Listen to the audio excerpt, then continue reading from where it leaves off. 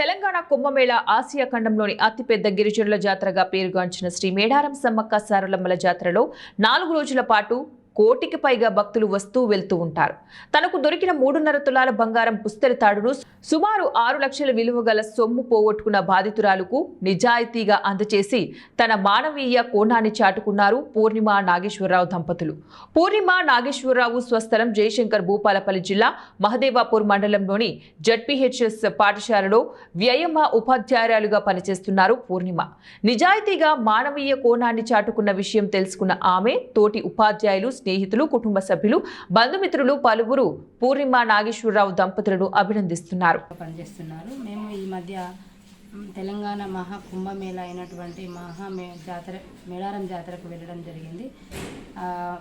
శుక్రవారం నాడు మొక్కులు తీర్చుకున్న తర్వాత సాయంకాలం ఎంజాయ్మెంట్ కోసమని ఎగ్జిబిషన్కి వెళ్ళడం జరిగింది. ఎగ్జిబిషన్ దగ్గర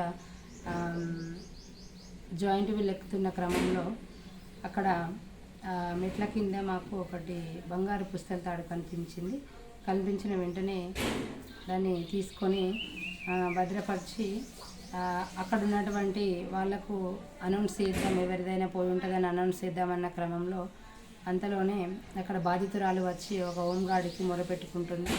ఏడుస్తూ బాగా ఆమె బాధపడుతూ చెప్తున్న క్రమంలో అక్కడికి వెళ్ళి ఏమైందమ్మా అని అడిగితే అక్కడ హోంగార్డ్ లింగబాబు సమాచారం మాకు చెప్పడం జరిగింది. అక్కడ ఈమె పుస్తెల తాడు పోయిందని.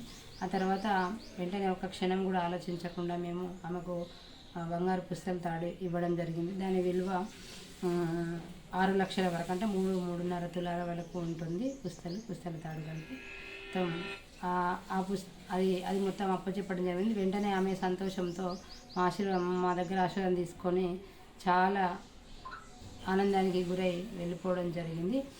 ఆ సందర్భంలో మేము ఒకటే అనుకున్నాము, దాని యొక్క ఎంత విలువైన వస్తువైనా సరే అది మేడారం జాతర సమ్మక్క సన్నిధిలో మేము తప్పు చేయకూడదు, మేము నిజాయితీగా వాళ్ళకు అందచేయాలని అనుకున్నాము.